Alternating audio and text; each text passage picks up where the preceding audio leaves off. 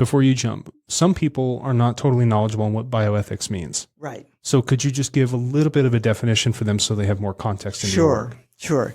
The ethics is the philosophy of moral decisions. Mm-hmm. And what are the decisions? Not technical, not what does the evidence show, but what is the right thing to do? And in medicine, that has a lot of power because we're dealing often with life and death decisions. Sure. Often think it's not clear. There's real conflicts between values, deeply held values.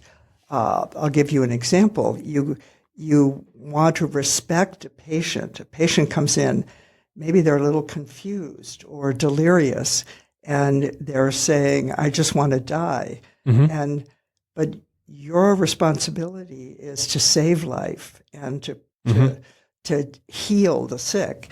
And so you have to decide, am I going to respect what that person says, which is one of the fundamental principles of bioethics? Wow. Or am I going to do my other fundamental principle, which is to respect life and try to save that person's life because I know that they're not thinking clearly?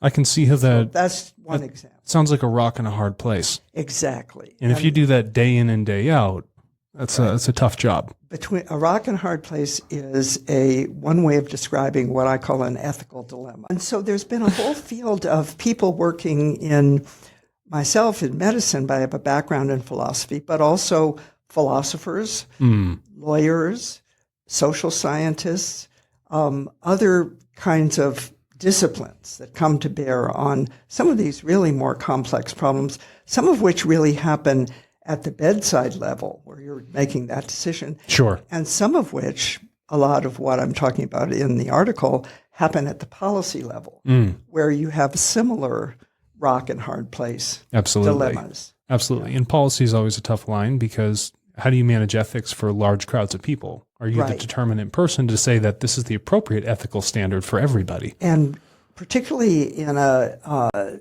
society and a country like ours, which is so diverse and people with many different religious backgrounds, many different cultural backgrounds. Sure. So that's part of the challenge. Oh, I can absolutely see that.